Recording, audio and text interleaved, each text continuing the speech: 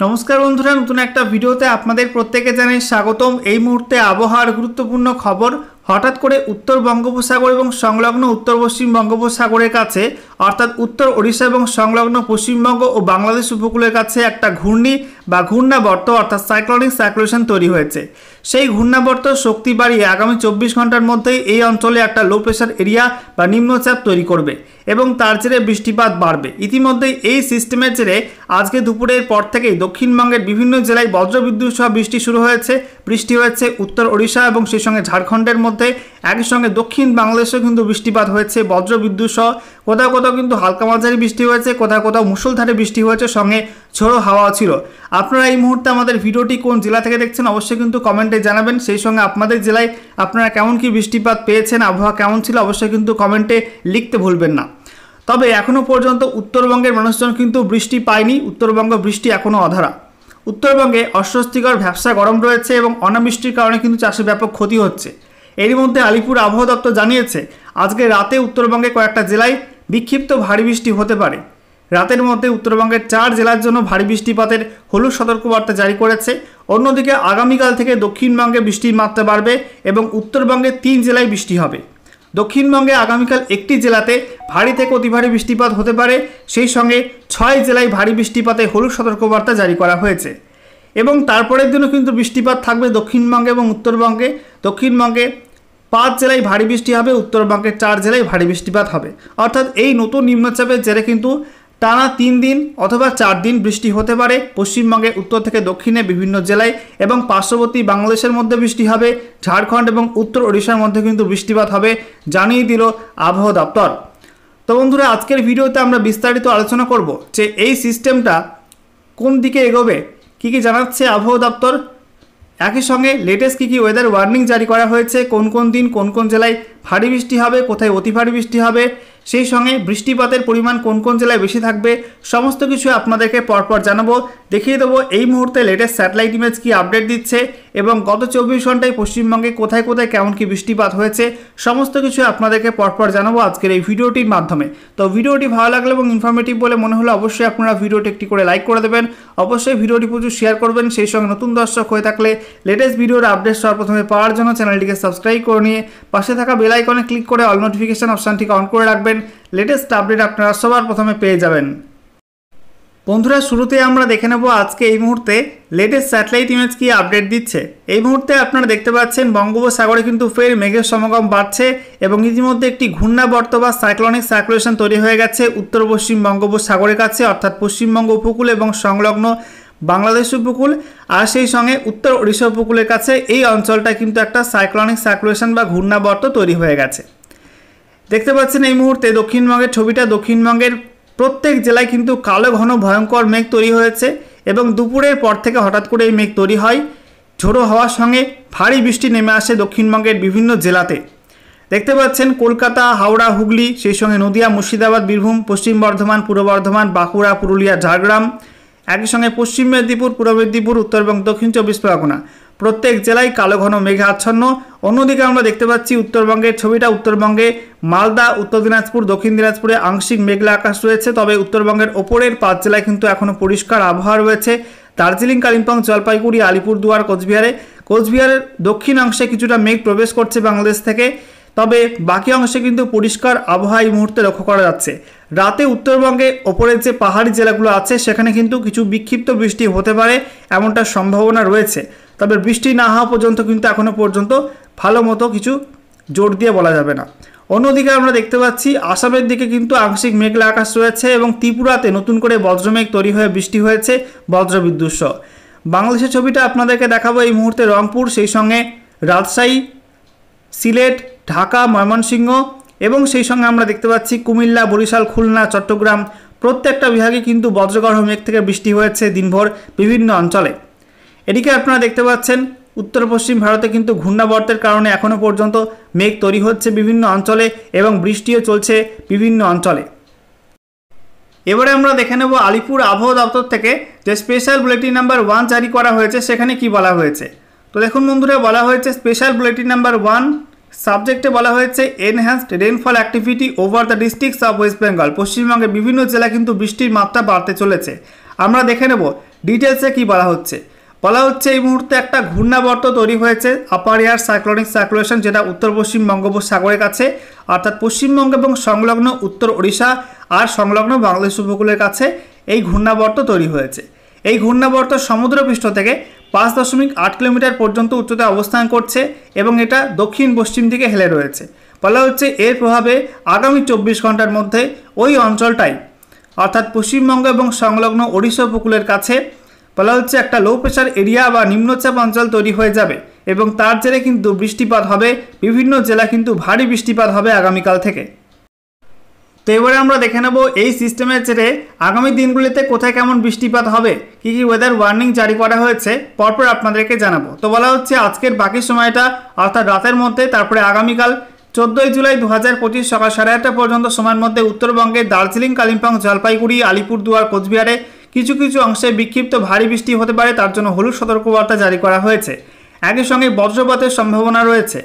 তবে উত্তর দিনাজপুর, দক্ষিণ দিনাজপুর, মালদায় বলা হচ্ছে বজ্রপাতের সম্ভাবনা থাকবে, বিক্ষিপ্ত হবে এবং সাথে হালকা বৃষ্টির সম্ভাবনা রয়েছে, তার জন্য হলুদ সতর্কবার্তা জারি করা হয়েছে।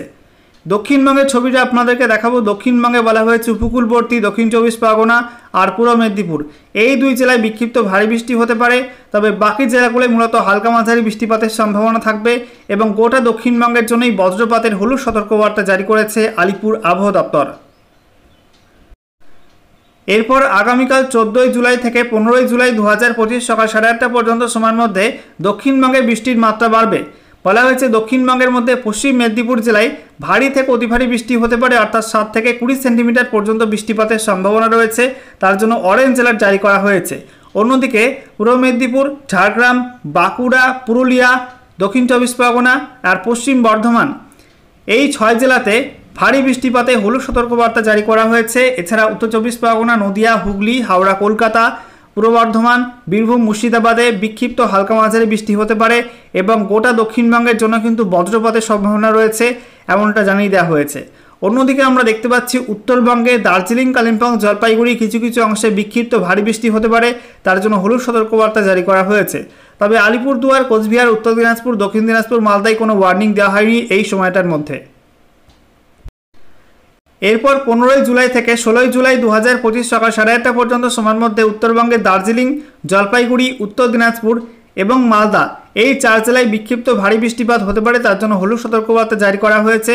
তবে কালিম্পং, আলিপুরদুয়ার, কোচবিহার এবং দক্ষিণ দিনাজপুরে কোনো ওয়ার্নিং দেওয়া হয়নি। দক্ষিণবঙ্গের মধ্যে বলা হয়েছে এই সময়টায় মুর্শিদাবাদ, নদিয়া, বীরভূম, পশ্চিম বর্ধমান, পূর্ব বর্ধমান এই 5 জেলায় বিক্ষিপ্ত ভারী বৃষ্টি হতে পারে এবং বাকি জেলাগুলো অর্থাৎ উত্তর এবং দক্ষিণ 24 পরগনা, হুগলি, হাওড়া, কলকাতা, বাঁকুড়া, পুরুলিয়া, ঝাড়গ্রাম, পশ্চিম মেদিনীপুর, পূর্ব মেদিনীপুর এইসব জেলায় হালকা মাঝারি বৃষ্টি হতে পারে, সঙ্গে প্রত্যেক জেলাতেই বজ্রপাতে হলুদ সতর্কবার্তা জারি করা হয়েছে। এরপর 16 জুলাই থেকে 17 জুলাই 2025 সকাল 8:30 পর্যন্ত সময়ের মধ্যে উত্তরবঙ্গে কোনো জেলায় কিন্তু কোনো ওয়ার্নিং থাকছে না, গোটা উত্তরবঙ্গ জুড়ে নো ওয়ার্নিং জোন তৈরি হচ্ছে। আর দক্ষিণবঙ্গে বলা হয়েছে পুরুলিয়া, বাঁকুড়া, ঝাড়গ্রাম, পশ্চিম মেদিনীপুর, পূর্ব মেদিনীপুর, হুগলি, হাওড়া, কলকাতায় কোনো ওয়ার্নিং থাকবে না। তবে মুর্শিদাবাদ, নদিয়া, বীরভূম, পশ্চিম বর্ধমান, পূর্ব বর্ধমান, উত্তর এবং দক্ষিণ 24 পরগনা জেলায় বিক্ষিপ্ত হালকা মাঝারি বৃষ্টি হবে, সঙ্গে বজ্রপাতের সম্ভাবনা রয়েছে, তার জন্য হলুদ সতর্কবার্তা জারি করা হয়েছে। এরপর 17 জুলাই থেকে 19 জুলাই 2025 সকাল 8:30 পর্যন্ত সময়ের মধ্যে উত্তরবঙ্গ এবং দক্ষিণবঙ্গের কোথাও কিন্তু কোনো ওয়ার্নিং থাকছে না, গোটা রাজ্য জুড়েই নো ওয়ার্নিং জোন তৈরি হচ্ছে। এরপর 19 জুলাই থেকে 20 জুলাই 2025 সকাল 8:30 পর্যন্ত সময়ের মধ্যে উত্তরবঙ্গে কিন্তু আবার বৃষ্টি বাড়বে। উত্তরবঙ্গের দার্জিলিং, কালিম্পং, জলপাইগুড়ি, আলিপুরদুয়ার, কোচবিহারে বিক্ষিপ্ত ভারী বৃষ্টিপাতে হলুদ সতর্কবার্তা জারি করা হয়েছে। সেই সঙ্গে জানিয়ে রাখি উত্তর দিনাজপুর, দক্ষিণ দিনাজপুর, মালদায় কোনো ওয়ার্নিং থাকছে না ওই সময়টার মধ্যে, আর গোটা দক্ষিণবঙ্গের কোনো জেলাতে কিন্তু কোনো ওয়ার্নিং থাকছে না ওই সময়টার মধ্যে। এবারে আমরা দেখে নেব রেইনফল ফোরকাস্টে কি আপডেট দেওয়া হয়েছে। বৃষ্টিপাতের পূর্বাভাসে বলা হয়েছে আজকের বাকি সময়টা অর্থাৎ রাতের মধ্যে, তারপরে আগামীকাল এবং তারপরে বলা হয়েছে 16 জুলাই 2025 সকাল 8:30 পর্যন্ত সময়ের মধ্যে উত্তরবঙ্গে ওপরের 5 জেলা দার্জিলিং, কালিম্পং, জলপাইগুড়ি, আলিপুরদুয়ার, কোচবিহারে ওয়াইড স্প্রেড রেনের সম্ভাবনা রয়েছে, অর্থাৎ বৃষ্টিপাতের সম্ভাবনা উত্তরবঙ্গের ওপরের 5 জেলায় থাকবে 76 থেকে 100%। তবে উত্তর দিনাজপুর, দক্ষিণ দিনাজপুর, মালদা এই 3 জেলায় বৃষ্টিপাতের সম্ভাবনা কম থাকবে। এই 3 জেলায় বলা হয়েছে ফেয়ারলি ওয়াইড স্প্রেড রেন হতে পারে, অর্থাৎ বৃষ্টিপাতের সম্ভাবনা 51 থেকে 75%। অন্যদিকে দক্ষিণবঙ্গের প্রত্যেক জেলাতে কিন্তু এই 3 দিনে বৃষ্টির সম্ভাবনা প্রবল থাকবে। গোটা দক্ষিণবঙ্গের প্রত্যেক জেলাতেই ওয়াইড স্প্রেড রেনের সম্ভাবনা রয়েছে, অর্থাৎ বৃষ্টিপাতের সম্ভাবনা 76 থেকে 100% বলা হয়েছে। এরপর 16 জুলাই থেকে 18 জুলাই 2025 সকাল 8:30 পর্যন্ত সময়ের মধ্যে উত্তরবঙ্গে এবং দক্ষিণবঙ্গে গোটা রাজ্যে কিন্তু বৃষ্টির মাত্রা কমে যাবে।